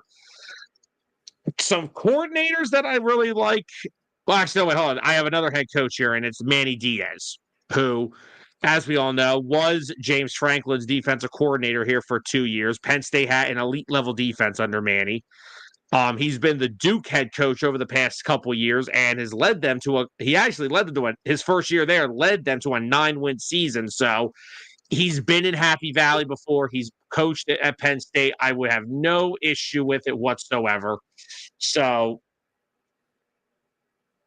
I kind of don't want the defensive-minded guy, but it is what it is. Some coordinators that I've thought about are Will Stein, who is Oregon's current offensive coordinator, Mike Shanahan, who is Indiana's offensive coordinator, and, when in doubt, if you can't get Kurt Signetti, you go get his right-hand man. Same thing over with Oregon. Brian Hartline, who now his name is starting to surface in the head coaching search for Penn. Hey, watch your mouth. Hey, be quiet, okay? Be freaking quiet. Hey, look, don't make me bounce it. The birthday boy's here. You mean how you all wanted to bounce Ryan Day about 300 days ago? I don't think it stopped 300 days ago. It probably hadn't stopped yet. And then my last one, it's probably not going to happen, but I think this guy would actually if he did come back to college, would go back to come and take the LSU job, and that is Joe Brady. Because Joe Brady, before being in the NFL, LSU pass game coordinator for the 2019 national champions. So that's a name I'm looking at for their job. I would love that for Penn State, but I don't think it's going to happen. So, yeah, those are my guys. And if all those fail, then they'll hire Matt Rule, and then I'll be sad. But as long as it's not Brian Kelly, I don't give a shit. Okay. Brian Kelly. If it's Brian Kelly deserves to go to like Stanford. That's where he deserves to go to. I want him to go to UCLA just so I can hear him attempt a SoCal accent. Yes. And we can watch Nico hit the portal for the 3rd straight year. Right. But this time it will be justified. He's like, holy shit, look what he did to Garrett Nussmeier. Get me the hell out of here. Let me ask you both this question. Because, there's a lot of jobs that are available. Of course, the top 3 are Florida, Penn State, and LSU. Where do you guys think James Franklin goes? Do we think I'm assuming we all agree he's going to coach again. He's going to coach and he's going to get a fairly decent gig. I actually have a preferred one for him. I think Virginia Tech makes a lot of sense. That'd be a good spot for him. I mean, look what he's kind of done this in the past. He did it with Vandy, brought them to some relevance, came in, brought Penn State out of the dark days back to relevance. Virginia Tech's not a bad landing spot. I think that's my personal favorite. No, that's not bad at all. I mean, he's going to land on his feet, obviously. He had too good of a record not to get a decent gig. It's going to be a school like Virginia Tech where it's like they're close. They just need somebody to get them there and get them the prominence. Yeah, and again, this is the thing. Like now you're seeing it with Brian Kelly. This is as all the now. First of all, by the way, College Game Day. I hope Brian Kelly's on this weekend. Since you put James Franklin on your show the week after we fired him and tried to make a mockery out of us. But this is what I was trying to explain. This is where college football meets the NFL. 10-win seasons, and it don't matter what you did. It doesn't matter anymore. Like Franklin had that little bit of an excuse because, only 4 teams can get in. But now you got to get in with 12 teams, and you can't afford to lose the games that you have to win. Like, it's not just about the Ohio State thing. It's preparing all that time and talking how they were preparing for Oregon all season. It's Oregon, Oregon, Oregon, and you lost. And then your body language for the next month has looked terrible. At least against Iowa, they tried. But, like I said, something the night of that Oregon game just changed in James Franklin. It wasn't the same guy that I saw for all these years. So, but yeah, like I said, I don't dislike James Franklin. I'm just a realistic enough of a fan to realize it was time. It just this is how the new era of college football is. Like there are people that are saying Brian Kelly was fired prematurely. You can't lose 3 out of 4 games to ranked opponents. And like, look, if what happened with A&M would have been like the other 2, losing by 1 possession, okay, it happens. You got blown out at home. And your players already don't like you to begin with. There comes a point when it doesn't matter what your name is, what you've done. Failure to meet the moment will kill you. Yes. And hold on. I think I still have this. I wanted to bring this up tonight as well. I brought up on my show last night. Ooh, memento, please. Oh, please still be in the bookmarks on Twitter. It is. Okay.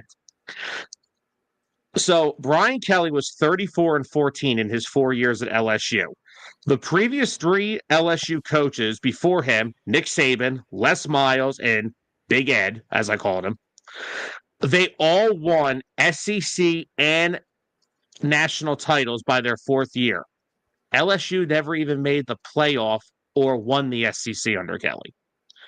So as dumb as that it's going to sound, all these programs are different. LSU's standard is super freaking high. And if you don't meet the standard, then what the hell are we doing here? Yeah. Like he barely met his Notre Dame standard at LSU. So and honestly, look at Notre Dame, first year under Marcus Freeman, national championship appearance. Yeah. This is the new age of college football where you're not going to see these guys go 10 straight years. But it's like, yeah, he won us 11 games a year. No, it's now that if you can't get into it, this is what I said about heading into the season. If Kalen DeBoer doesn't get Alabama into the playoff, he's getting fired. Now, they're responding with it because they're the 4th best team in the country. They've won 7 in a row and 4 in a row against ranked opponents. This is where it matters now.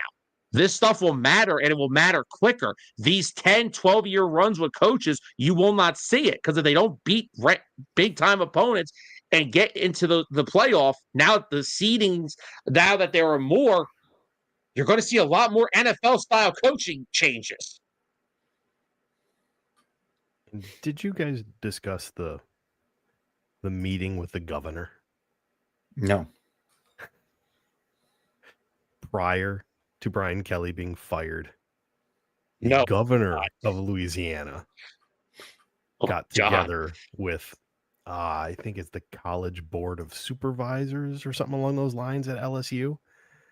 And that's where the firing came from. It was something along the lines of, he doesn't want to get rid of his coordinators. It's like, well, let's have a little chat.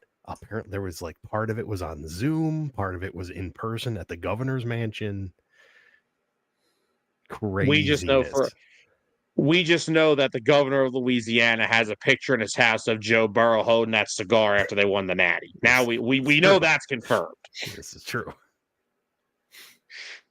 But you know, So that's more proof. They just do it different down there in the SEC. exactly. SEC standards are ridiculous.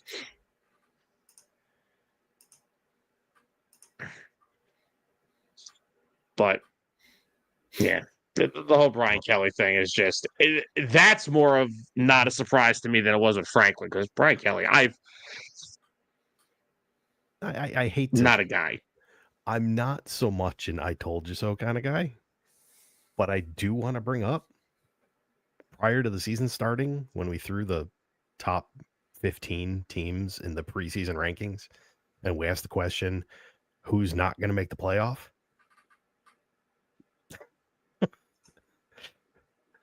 And it was purely because Brian Kelly was there. That's it. He does not meet the moment. Yeah. And honestly, like with the amount of resource they put into that roster this year, through the portal, through all that other stuff. And then Tyler and I thought, okay, maybe they turned a corner because in week 1 they beat Clemson, who we also thought was going to be a good team. So heading after week 1, you're like, wow, maybe LSU and Brian Kelly have finally, figure something out here. But did you get that check, by the way? Did I get that check? Clint, I could neither confirm nor deny the existence of a check that may or may not have arrived. It's much appreciated, sir. Yes, so once again, happy birthday, by the way. I appreciate it. I appreciate it. Anthony, it's kind of weird being on this side of 30. Yeah, well, the good news is you're still not our elder statesman, so no, never will be. That's still to that gentleman over there. I got that picture on quick. Why do you think I keep? Yeah, he's somewhere over there. Okay, just boot me already. I'm trying to pull off a bruiser. No. Just boot me, damn it. Fine, he's over there now. Now he's over up here. I honestly, usually we do fill in the blank at the end of the night, but we are literally there at the fill in the blank. So we're just going to go ahead and do this. What do you think of the new board there, sir? What do you think? I like it. There's even a new intro. Yeah, you know what? It is certainly possible that one day I may see it. I dropped it in the chat. I know. I'll take a look when I have a moment. It's there. Here we go. Most expensive buyouts in college football history. Sam, break out your brain. I mean, okay.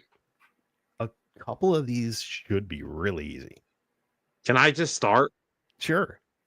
First one's Jimbo Fisher, isn't it? Yes.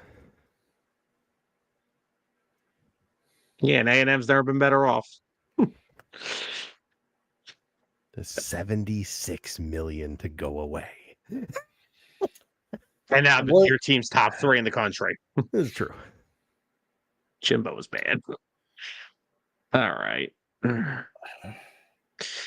Kelly's Urban Meyer one of the wasn't Urban Meyer on this list in the 21s? Is not top 10. Not on this list? Okay. Isn't Kelly the number 2 at 53.8? Yeah. And that's James Franklin.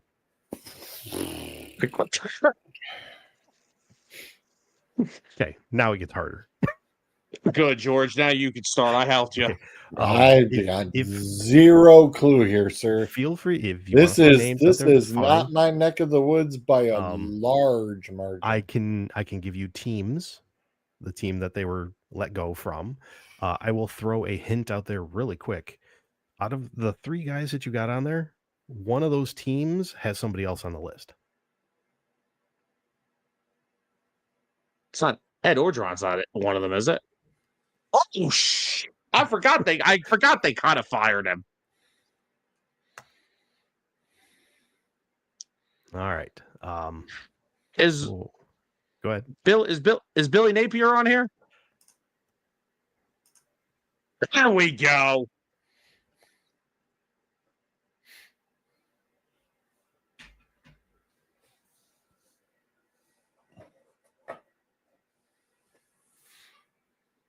Let's see. So we got 5 left. We're already halfway there. Let's see. We have SEC, Independent, ACC, Big Ten, and SEC. Wait, independent. Don't tell me Brian Kelly's on here twice from Notre Dame. Brian Kelly is not on here twice as much as I would enjoy I was that. gonna say. Damn it. It's like we know it's Halloween season, but damn. That's the Kirk Cousins thing going on there. If you're on this Oh, list not twice. not Kirk Cousins. Not Daddy Kirk. Ah.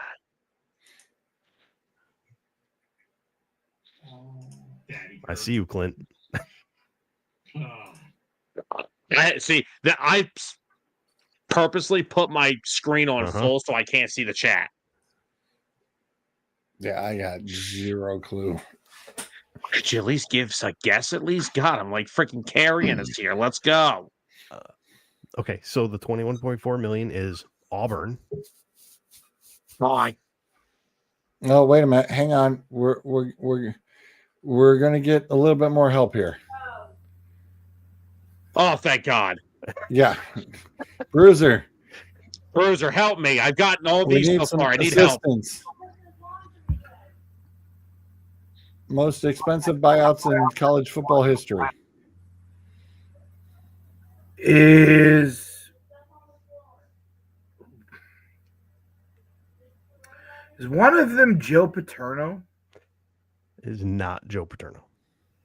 I did already give a hint for this number 4 slot, which was it's Auburn University. Oh, shit. Where? I don't want to step in it. For number 6 there. Oh, what was his name?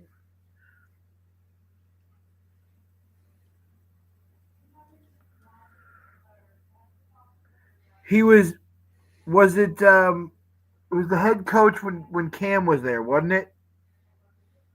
Oh, God. Yes. I'd have to look it up. Can you give me a year? Hang on.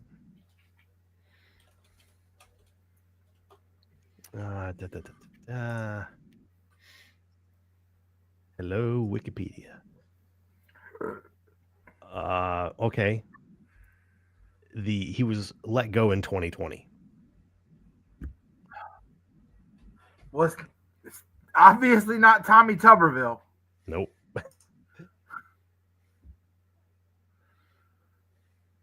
You said it's Auburn? Uh-huh. Hang on a second. He was an OC at Auburn first, worked with Cam Newton.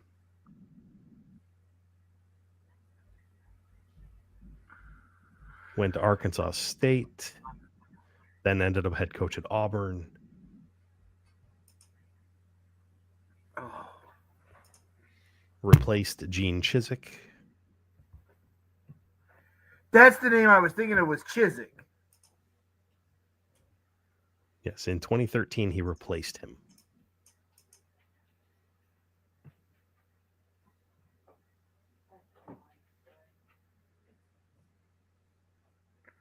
Okay, hold on.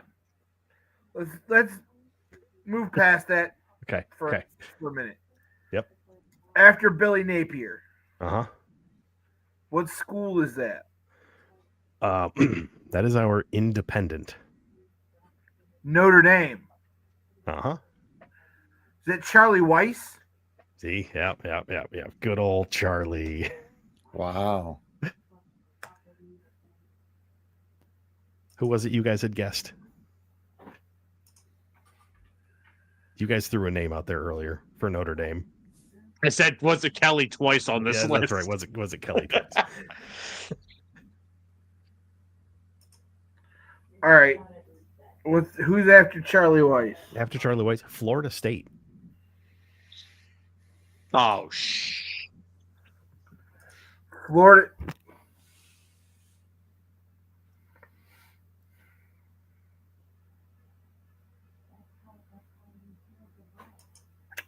Jimbo Fisher? No, Jimbo Fisher, number 1 on the list.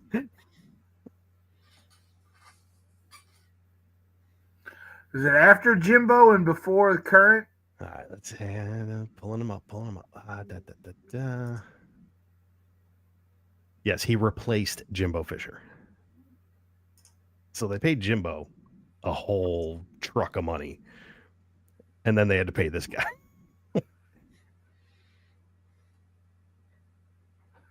So he was the coach after Jimbo. Yes, took the job 2018.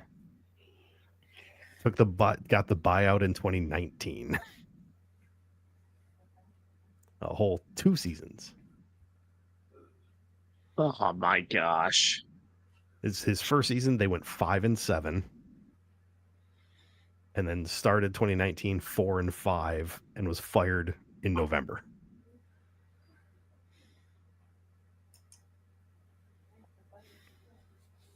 It wasn't Kiffin, was it?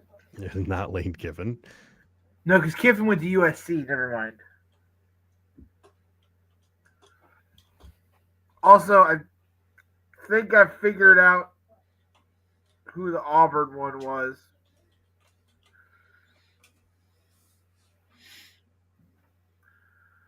I'm going to take a stab. Okay. Is it Malzahn?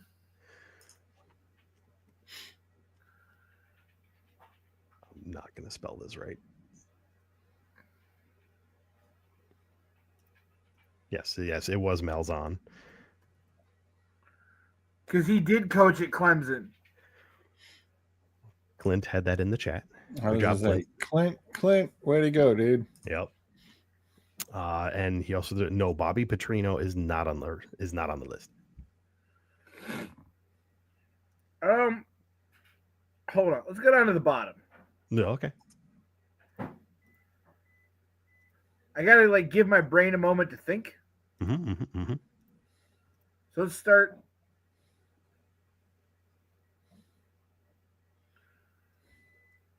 Start that one. SEC team. Okay. Now. Oh. It's probably Texas, his team, right? Matter of fact, it is Texas. Not Sark though. Sark's Nope. that would be. Nope. Oh, that's funny.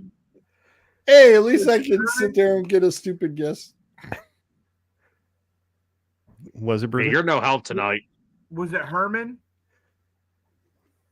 Hey, see, Bruiser's filling Yeah. it in. Yep. Only There you got go. the 2 left.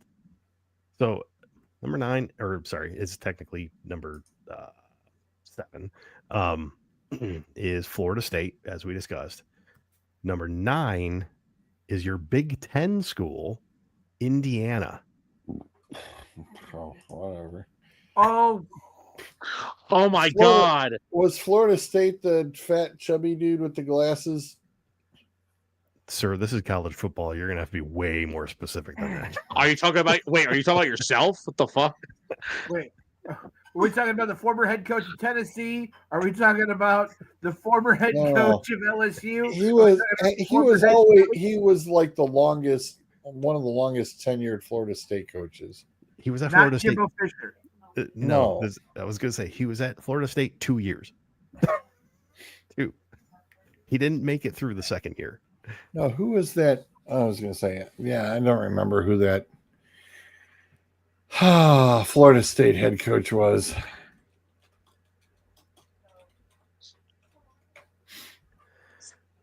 All right, so we'll give you the profile here. Bobby Bowden, that's who I was Oh thinking. no. Bobby Bowden's not on the list. First head coaching gig was Western Kentucky. Stayed there for 3 seasons. Took over head coaching duties at South Florida from 2013 to 2016. left for Oregon. He coached there for 1 season. Coached at Oregon for 1 season. Yep, and then went to Florida State. We're After talking about Florida, the Florida State guy, right? yes, the Florida State guy, He coached at Oregon. Where did he coach before Oregon? South Florida, USF. Was that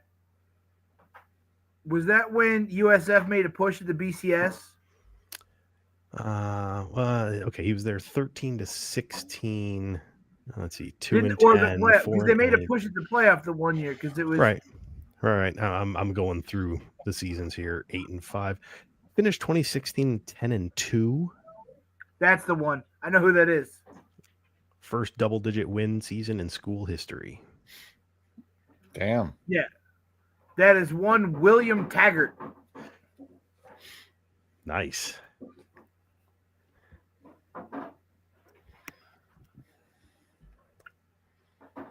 Indiana. How long did he coach there? I'm getting there. I'm getting there.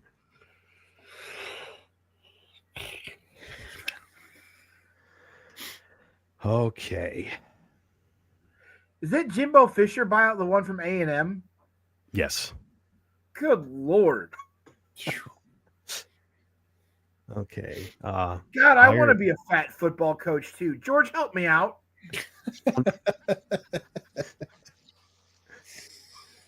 Okay. Hired in 2016 to serve as the DC at Indiana. And on, let's see, that was January of 2016. December of 2016, he was then promoted to head coach after the head coach resigned. Made his coaching debut during the team's final game of the season at the Foster Farms Bowl. I'm sorry, what? I got to pull that up now. The Foster Farms Bowl. What the hell is that trophy? It was at Levi's Stadium.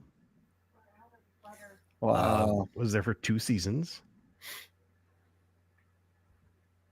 No, sorry, it was there much longer than that. That was Utah versus Indiana. God. Anyway, it's all beside the point.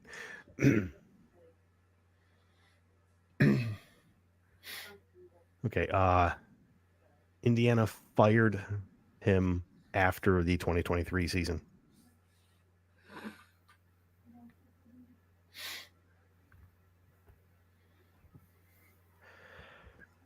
Is he coaching anywhere currently? Yeah, yes. In fact, he was coaching somewhere that one of us is very familiar with as a DC and linebackers coach. Coach in Michigan? He did not. Or Penn State? Okay. Uh-oh. He was a Penn Stater? Yep. After Indiana, DC linebackers coach at Penn State, and most recently hired to be DC and linebackers coach at Clemson. Sam, we're going to defer back to you, sir. You're back on. Yeah.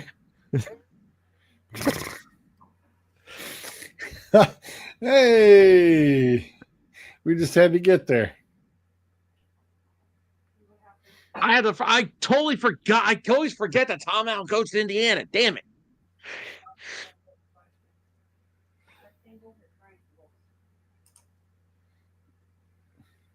Yeah. Yeah. There's a lot of money at the top of that list. Yes, there is. So, Hey, George, are you going to... It's all SEC money. Dude, nobody cares. The SEC doesn't care. They'll just print more in the basement of Nick Saban's house. Right. Right. Right. So George, are you opening up the Fat Football Coach Academy? Me and Bruiser want to know. We need to learn we need to learn. I need to be a fat football coach so I can get that kind of gym. I need the gym efficient money. We need the Jimbo plan. Oh, I'm not even greedy. I'll take the friggin' Tom Herman plan too. I'll take any of it. I don't care. You can buy me out for $5 million. What's crazy to me is that Charlie Weiss is in the middle on that list, and he hasn't been a head football coach for 2 decades. Since George was still got a full colored hair. George never had full head of hair. Damn it. Sure did. Oh boy. Well, when you come from the Patriots organization, they expect a lot out of you. He was Billy Boy's right-hand guy for 4 seasons, 5 seasons. Anybody know whatever the hell happened to Romeo Crennel? He went to Washington? We should just do the Where Are They Now Bill Belichick coaching tree edition. Yeah. God. That's a whole show. I was saying, no. yeah. Here. We'll start here. Josh McDaniels, still in New England. The only one that ever made anything of himself is Nick Saban. Here's a fun little okay, first off, who did Charlie Weiss replace at Notre Dame? Oh, the black guy, and I can't remember his name. Oh, yeah. Tyrone something, wasn't it? Yep. Yes. Yep. Was it Tyrone Smith? Not Smith, No. but Tyrone something. Willingham. Yep. Nailed Willingham. it. Yes. Hey, see, I got one guy. Okay, so he was a good damn coach though. They hosed him. They go 6-5 at Notre Dame. Yeah. They get unhappy. It had nothing to do with the record. Eh. Let's not pretend like Notre Dame. Oh, so here's the funny part though. So Charlie Weiss was hired after somebody else declined and went to coach Florida. Urban Meyer. Yeah. That's right, because he was at Utah. So what happened after? Let's see. Fired in November of 2009, succeeded by number 2 on the list. It all comes full circle. It's a large circle. Named OC of Kansas City in 2010.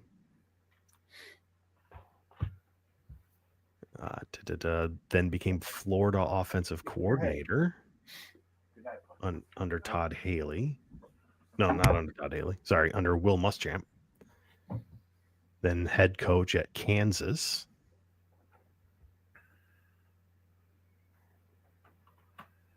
And haven't seen him since.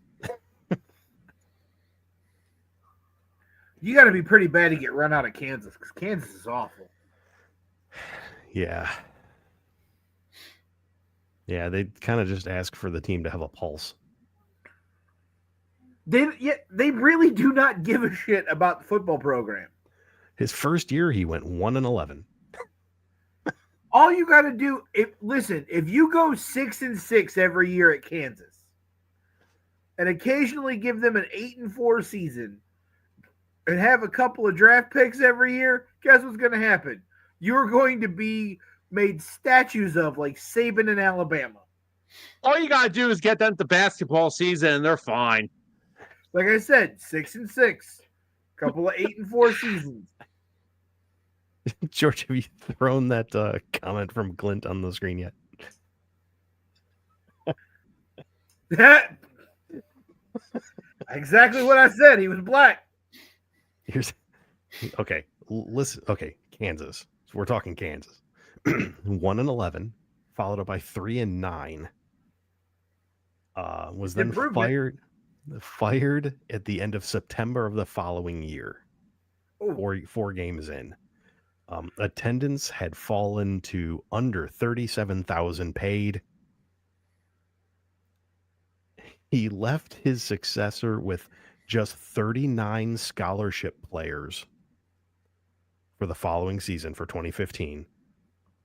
And by the time the season actually began, they were down to 28 scholarship players. That's horrific. Speaking of dynasties, how's yours doing, by the way? Oh, that game is gone. No, well, all right. There's too many other things have popped up. I will be buying a PlayStation 5 within the next 2 weeks. Nice. And NASCAR 25. Okay, there you go. Nice. There you go. I've watched a couple of playthrough videos of it, and like the graphics, the whole thing looks amazing. I'm excited to play it. If, like me, you have free time in which you don't want to be sweating things out, you just want something chill, and you got a little bit of OCD in you, highly recommend Power Wash Simulator. Oh, I'd 2. be down for that. Power Wash Simulator 2, because it just came out. I used to get the Lawnmower Simulator. Okay. Bryce just got some hunting. He got a hunting game, and he's been talking about. And he's been plugging a couple of 8-point bucks. Yeah, Hey, there's Bug, a few of those. Yep. what's the hunting game you just got on the PS5? What is the hunting game that you got on the PS5 right now? The what? Call of the Wild. Hunter. Yeah, the Hunter Call of the Wild. Yeah. That's Yep. the Do game you you have just. any more fill in the blanks? I mean, I always have more fill in the blanks if you Yes, that's what you gonna say. want. I mean, it just take me a hot minute to load them up. You want me to just put something on the screen so you can bail? Because I can do that. No. Okay, just checking. No. So my computer decided it wanted to update in the middle of the show last week. Oh, nice. Love it when that happens. And I grabbed my phone to text people, and then my wife said something to me. I put my phone down, and then didn't pick it up till the next morning. All right, we'll do the. Figure it out tomorrow. We will do the 11K. Oh, what did I just do? I just screwed everything up. Hold, please. Okay. There we go. Also, can you please explain to me who at Notre Dame has what dirty pictures of Condoleezza Rice that they still stay at 12? Dude, they have to keep them in the playoffs. That's what it is. You don't It's a have to joke. do anything. No, you don't. You look at that top 25. I'm not even mad about Texas. Texas being at 20 doesn't bother me anymore. It's the fact that Oklahoma didn't drop farther. And somehow, Notre Dame stayed at 12. It's a Yeah. joke. It is. It really is. You got to It's keep that Notre Dame. independent in there. I mean, I don't know what else to tell you. It's because it's Notre Dame. Hold, please. I'm just looking for the answer key. I lost it. It'll just take me a minute. Dude, it's your wiener, not an all-you-can-eat sausage buffet. You don't need to lick it that much. The hell? Talking to the dog. He's just over there just slurping away. Okay, the hell with the other fill in the blanks. Take a night.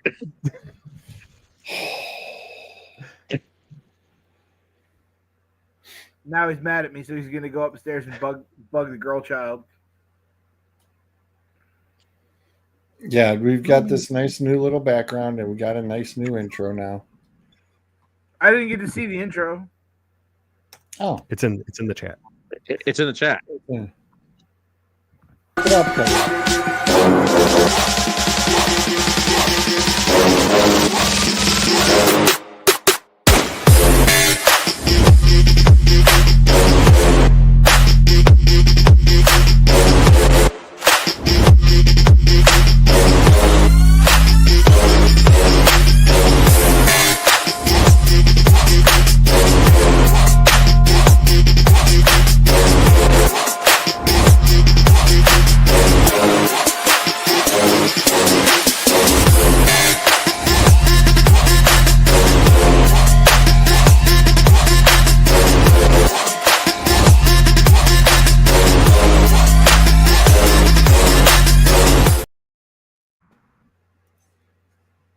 That's a new intro. I'm impressed, sir. Thank you. The video of the dude shadow box and looked like Jamie Lannister.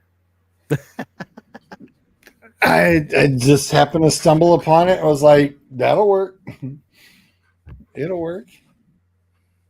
6 players have reached 11,000 scrimmage yards and 80 touchdowns in their first 100 games played. Is one of them Megatron? No. Really? Oh. How close was he to that list? I don't know.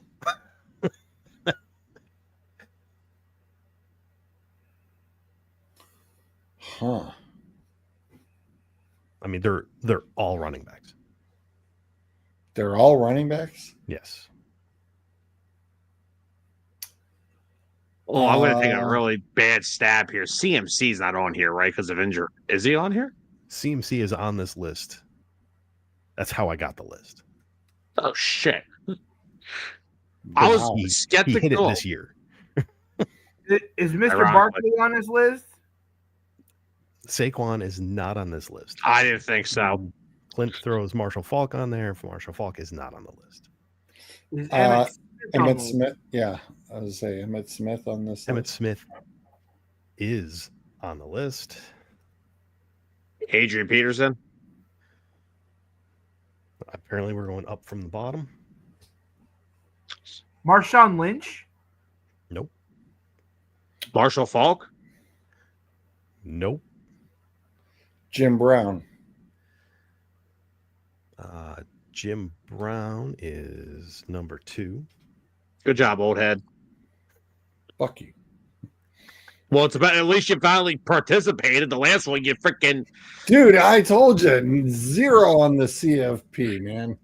you're the oldest guy on the Zero. show, and you can't freaking help us. 0. I You had to wait for don't- Bruiser to show up to get some damn help. Right. That's why, that's right. It's I like, hey, can't keep it all NFL. Fair point. All right. So are Bo either of Jackson. these last two? Bo Jackson is not on the list. Sam, what was your question? I was gonna say, are either of these last two active players No. currently? Okay. Clint goes with Peyton. No Walter Payton.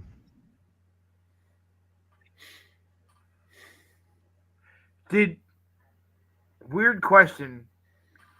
Did the last two on the list, did we see either one of them play in our lifetime? Yes. Well, George's seen a lot of guys play. Tomlinson. He's there. Give me 1 second. Mm-hmm.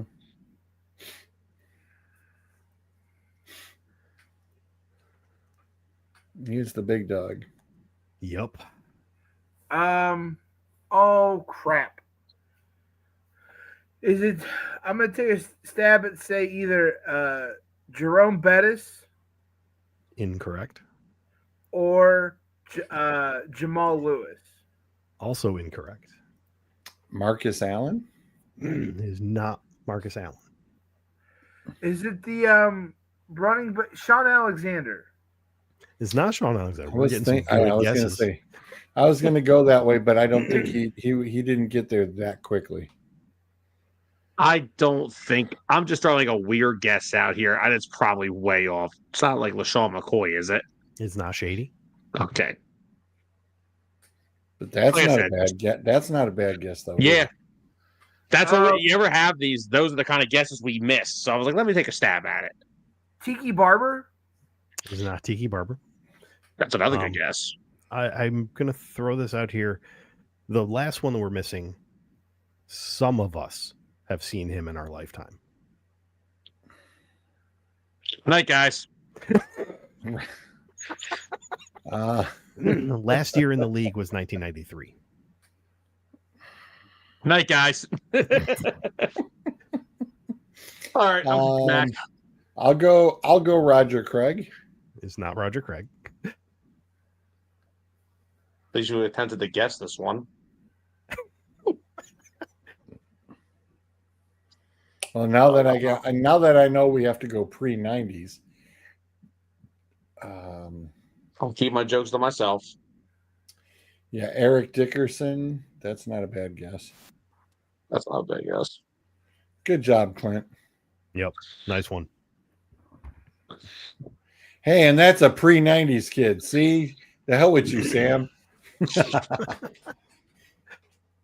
That's a 90s boy right there. He got it. Rams, Colts, and then a year with the Yep. Raiders, a year with the Falcons. That's right. I was about to guess the Maurice guy from the 72 Dolphins. Now, again, the CMC hit that early this season, so that's why it kind of popped up on my feed, and I grabbed it. That's some company to be in. Yeah. Yeah. That is not bad company at all. Did anybody speak, since we're on this list, did anybody see the company that Jonathan Taylor could be possibly joining? I That heard it. he's already got 4 games this year where he scored 3 touchdowns. Yeah. He needs one more to tie Tomlinson, who did it 5 times in 2006. Ooh. Speaking of the Colts, though, 7-1 Colts. Uh-huh. And everybody laughed at Jim Irsay's daughter at the beginning of the year when she said, I need to be on the sideline. I need to know what's going on with my team. Hey, how's that working out for you? She's making you all look like a fool. It was a smart business model. The woman is just absorbing, learning the product firsthand. And hey, if that's one good luck charm, damn right I'm keeping her on the sideline. You just keep doing what you're doing, lady. Be smart. Yep. Keep doing what you're doing. And Sam and I brought it up earlier. You have to say Danny Dimes and the letters MVP. I mean, for sure. I mean, okay. If you're talking Colts and MVP, Yeah, I would rank Taylor above him. Well, and they're not going to give it to a running back. I understand that. Well, earlier on, I think it was Anthony who said they'd probably give MVP to Taylor and comeback player of the year to DJ. I was like, yeah, I could live with that too, but either one of those would be fine. Yeah. I love your comeback though, is you got out of the Giants organization, right? that offensive powerhouse of the New York Giants. I don't know if any of you guys have watched it, but the World Series has been amazing. Yeah, we were talking about it.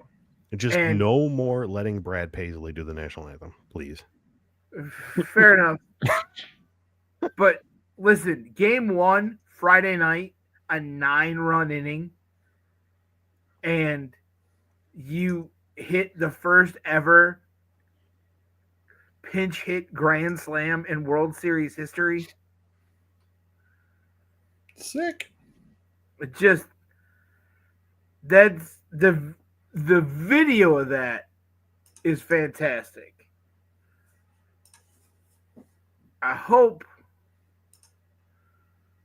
I really want Toronto to win. Especially they're up 4-1 right now. Especially after some of the ads that have come out during the World Series.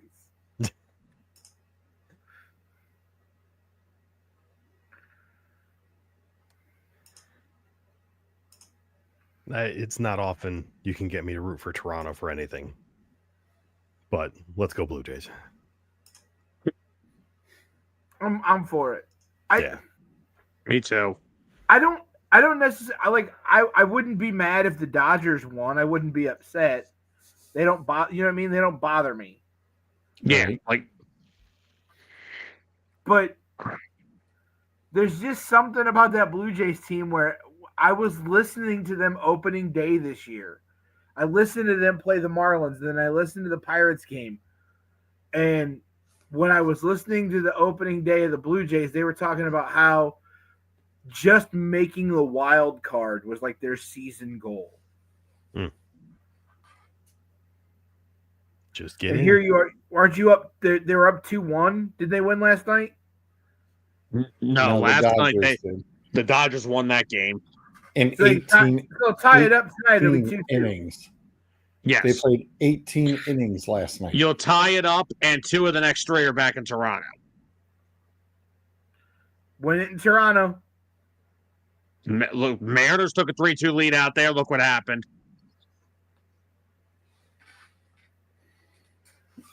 Win Yeah, it in 18 Toronto. innings last night. Tons of fun. Hey, it's been some amazing postseason baseball. Mhm. It has. Especially on the American League side. Yeah. Tigers, Mariners is really good. Mariners, Blue Jays is really good. Tigers Guardians was fantastic. Yeah, it's been all the American League. Yep.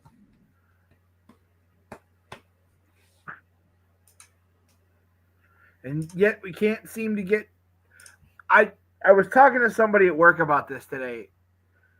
I wish that they would start the World Series at 7:05 on the East Coast when they're playing on the West Coast, 4:05 local time. Yeah. Because I think day baseball games in the World Series would be awesome. Agreed. And you started at 7:05 on the East Coast. You're only an hour earlier than you're starting it now at 8:05. My sleep schedule would appreciate it. You're really not hurting anything on the West Coast because people are still, if they're going to the game, they still have to get out of work early because it's 5:00 to get down there.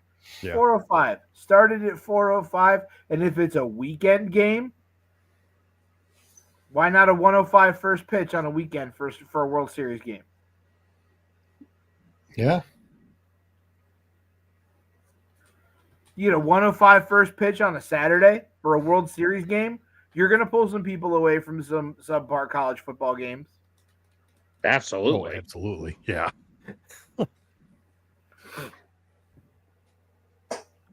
Because Fox has got the World Series, right? Yes. So you put whatever college football game is on Fox Sports, put the World Series on the big Fox. 1:05 first pitch, that'd be amazing. 6-1 Blue Jays. Yay. They're having one of those Blue Jay innings. Nice. Nice 4-run 7th. Man, I watched Kershaw last night. Kershaw looked old. He announced his retirement at the end of the year for a reason, Bruiser. He looked old. I didn't even know he announced retirement. Yeah, he announced it right there toward the end of the regular season. This will be it. Man, he looked old.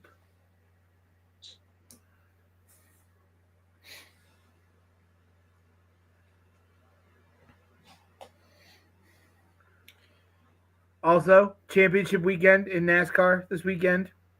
Oh, this is the last week? Yep. Phoenix is last week. I can throw all those drivers in that. Well, I don't have any drivers left. You don't have any left? I don't think so. It'd be great if you had to go in there with like Austin Dillon and Austin Cindric and Don't dare me. I was going to say, don't tempt him with a good time. Right. Michael McDowell. Listen, all you have to do is show up with a halfway decent lineup, and you'll have the overall victory locked in. I make no promises. All I have to do is not suck, and I'll win the playoffs again.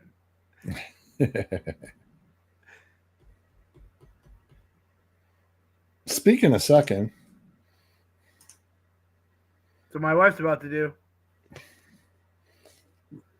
look at that What ankle. a lollipop. Oh, Well, thank you for that. yeah, You're thanks, welcome. George. You're welcome. I'm sorry. Did you say George? Good night, Gracie. Oh, whose ankle is that? That's Gotta be Cam Scatterboos. Scatterboos. Yeah. That happened against Ah. Philly. That happened against Philly on Sunday. Yeah, ankles don't go that way. Dirty Eagle players. takes care of the 4 minutes. Say goodnight, Grayson. Good night. Good night. That's it. Say goodnight, Gracie. Good night. Good night. So I said, well, flip a coin. And if it comes out heads, have your hair dyed. And if it comes out tails, say goodnight, Gracie.